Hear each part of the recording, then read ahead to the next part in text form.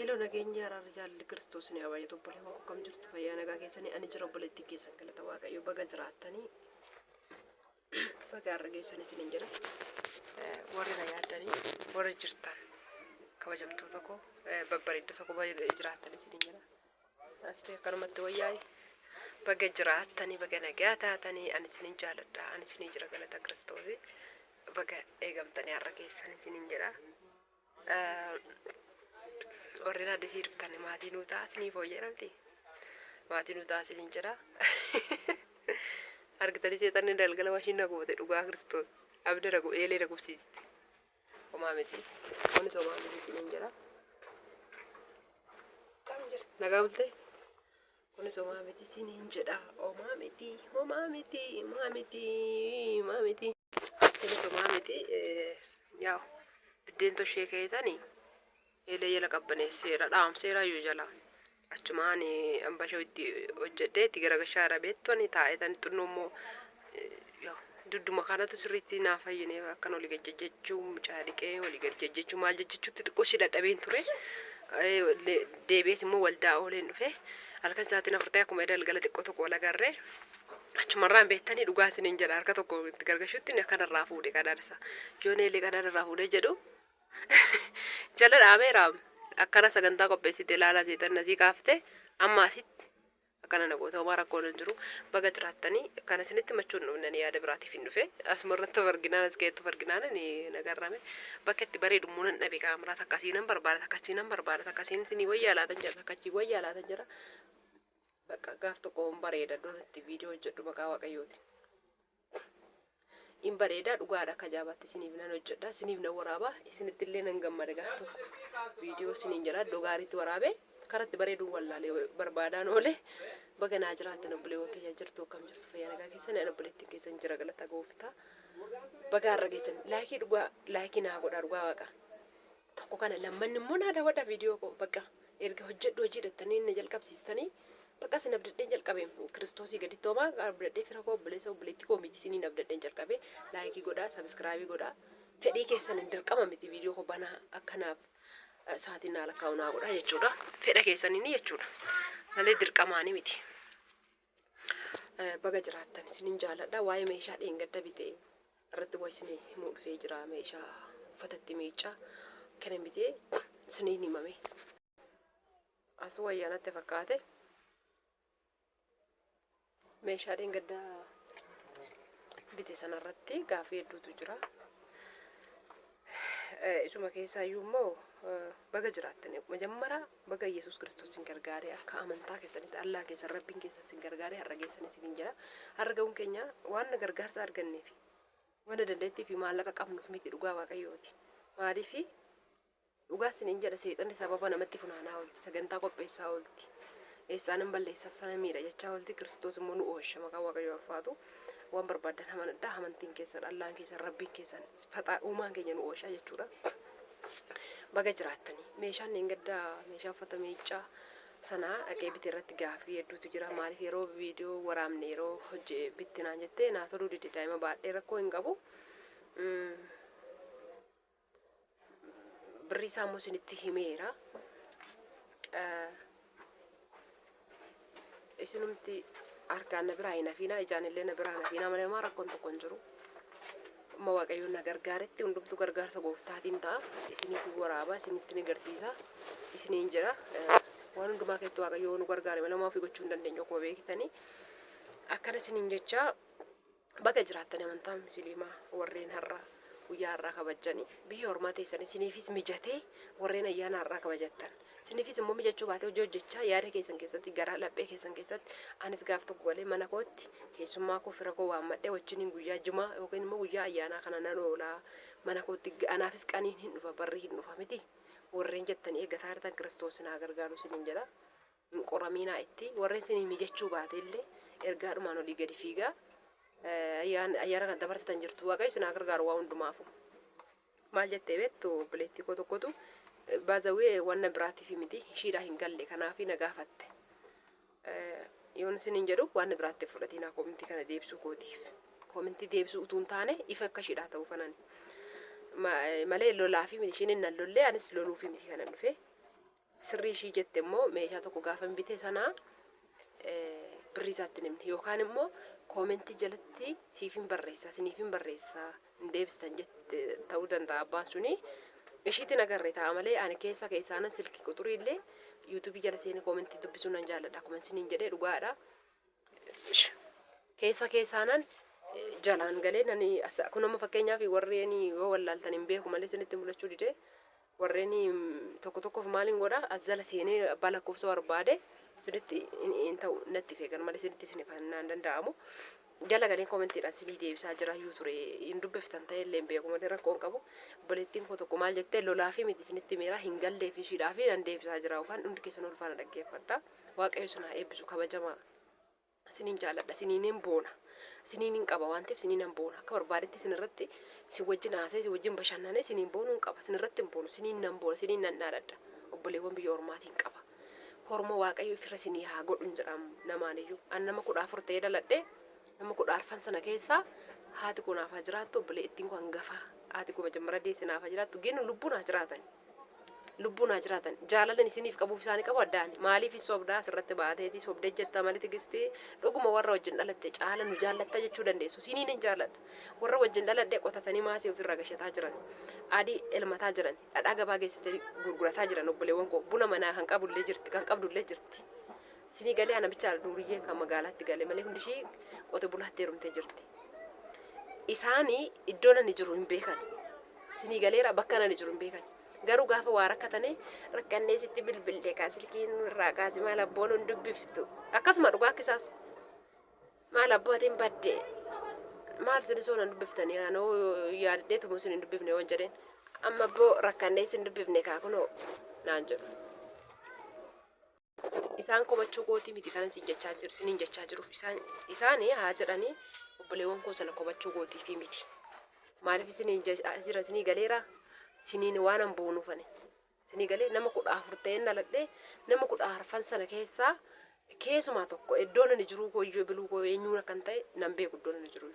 hangafa majammara abbaan keenya ilmoo godhate sun maaliif siniin jedhe siniin hin boona waan isin naa jirtaniif viidiyoo waraabee waan ergattanirraa isinii ergamee isinii ajajamee jaalala keessan fikirii keessa dhugaa waaqati isinii jedha eebba keessan kara keessaan eebbiftan ani baasawwee ta'uun xiqqooshii akka namaa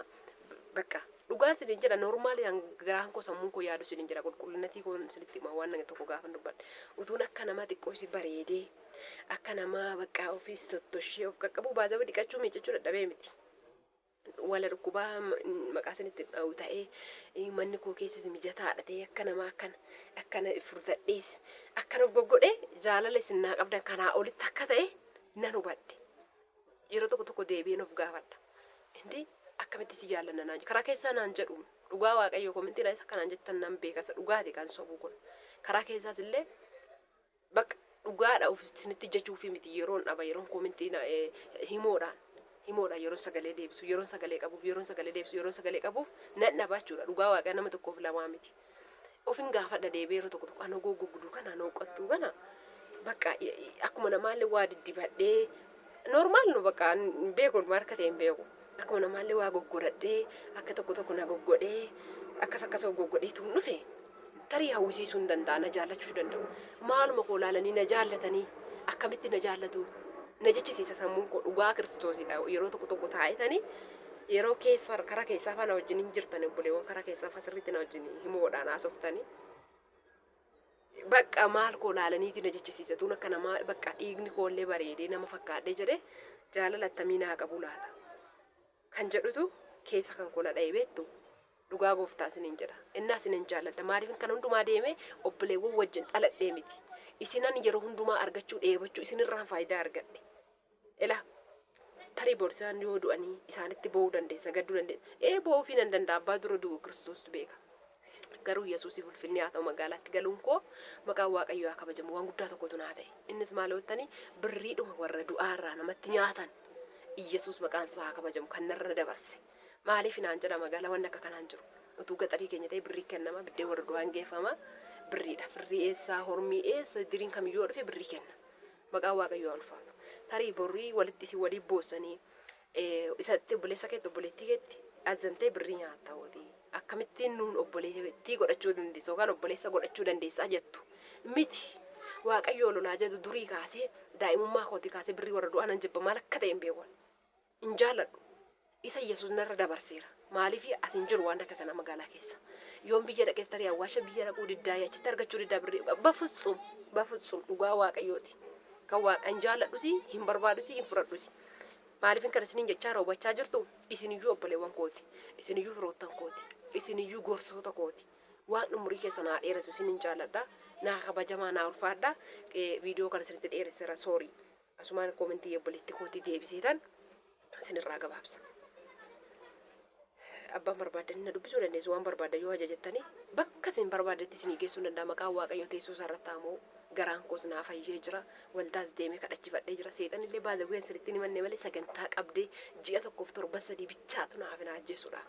garuu hin dide Yesuus ani dhiiga koon ishee mallatteessiira dhee Yesuus hin dide jalan darbee naa kadhatameera waldaa deemee waldaa raajii akkamii tokko hin deemee baazee warra miidiyaa irratti ba'e bichaa raija keenya keewwanna. Yaada keenya keewwanna malee warri miidiyaa hin qabne iyyuu isaanii nu dinqii adda addaa hojjetaa jira Kiristoos. Gara mucaan kun gara amantaa musliimaa keessa ture achi keessaa gooftaan isa barbaannaan gara beente ta'e raajii ta'e waan inni jedhe sakendiidhaaf lafamu sakendii takkittiidhaaf maal akka ta'e hin beeku maqaan Waaqayyoo haa kabajamu dhiitoon garaa koorra jiru hodhaan saddoo kana ta'e ka'e kan na dhiite iddoo kanadha irratti asii gadi dhiitee jira ture garaan koo jaafurii fi madaa jechuudha. Naa kadhate Waaqayyo dhiitoo sana narraa balleessee jedhe narraa cabsisin hin jedhe dhugaadha narra hin jiru akka garaa kootti deemaan jira. Maaliif kana isin hin jedhe waan barbaadan yoo ajajettanii bakka barbaadetti isinii geessuu nan danda'a akka duraan hin sassaqaayyaamu dugdi immoo yaada marfeen namii naanna dhukkube malee dugda dhukkubbii dugdaa hin qabu. Waan takka rakkan hin jiru anu isin jira isin immoo naa jiraadha isinii nan boona ofiinii miti waan biraan miti Kiristoosii gaditti uumaa kootii gaditti isinii nan boona. Innaa waa'ee maashinii dheengaddaa irratti waan nama kana hundumaa haasa'e keessaa tarii nam tokkittiin keessa hubannoo argate nan agaa dhugaa isiniin jedha. Anuumaan beeku garuu jechuun nama gorsuus maalis hin danda'u garuu hin beeku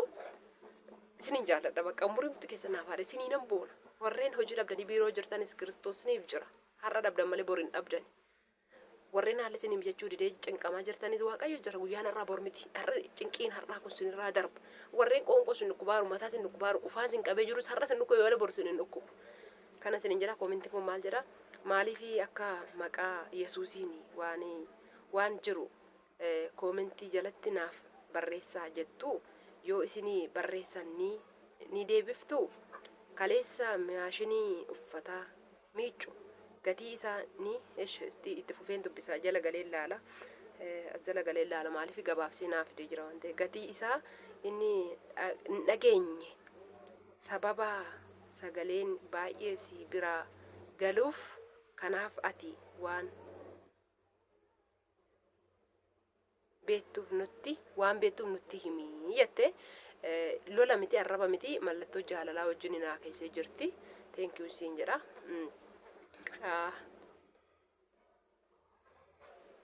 Adaanechi natti fakkaata maqaan kee dhiifama naa godhaa yeroo tokko barreeffamni tokko namaaf hin dubbifamu yeroo tokkos immoo qubee dogoggoree hin barreessaa kunillee badii kooti yeroo baay'ee asirratti qubee afaan oromoo sirreessi naan jettu nan ariifadha qaaquma beekta tarii mucaatu bu'aa jira tarii immoo hojjechuun ka'a viidiyoo sana hojjechi gadhiisaa ediitillee gochaa yookaan immoo barreessaa lakkaa'utuun hin argin immoo lakkoofsa tokko yookaan qubee takkitti wayii dogoggoreera ta'a barreeffamni kun akkana jedha ture obboleettii kiyya yeroo baay'ee asirratti illee nan dubbadha sooriitiin jedha. Ishi maashinicha kanan dheengadda bitee birrii 43 nan bite maashinicha abbaa leetira meeqaatii maali jechuu dandeessanii maashin noormaalii an akka mana madaami jiru garmalee guddaa sana utuu hin taane giddu galeessi isaa hin jira garmalee guddaa sunis immoo bitachuu barbaannaan hinuma jira firiijiin abbaa barrii 2 jechuudhaan akka mana madaami jiru gurguddaan suni birrii 36 hin jira jechuudha firiijii miti kanan bite ani garuu firiijiin hin jira ani firiijiin binne maashiniin bitee birrii 44 nan bite sinii galeera 44 sinin jedhee miti moo 43 sinin jedhe birrii 44 nan bite an fe'i isaa malee jechuudha. Eelee immoo argitaniittuu ija keessaniin isin agarsiise birrii 15,000 naan jettee eelettiin ishiin biyya ormaatti olii gad deddeemtu jechuudha. anuma bukoo wanuma tiktok irraa argaa waltan bukoo asirratti naqanii warri toshullee waldaltan akkarti ittiin toshaa naannessuun afeera jedhanii isin beeksisan suni birrii 15,000 dhugammaasaa afaan niitii keessaa geessanitti dheengadda anna kana isin jira sinan jaalladha Kiristoos na eebbisu naaf jiraadha waan hin balleessiif na of galcha yaada qabdan illee addaan hin kutinaa naa barreessa viidiyoon hin dheerate argaan jira deeqaa 15 soorii isin jaalladha Kiristoos ija nagaa walitti nu haa deebisu anallee nagaa isinillee nagaatti eegu waan keenya naa kabajamaa shafu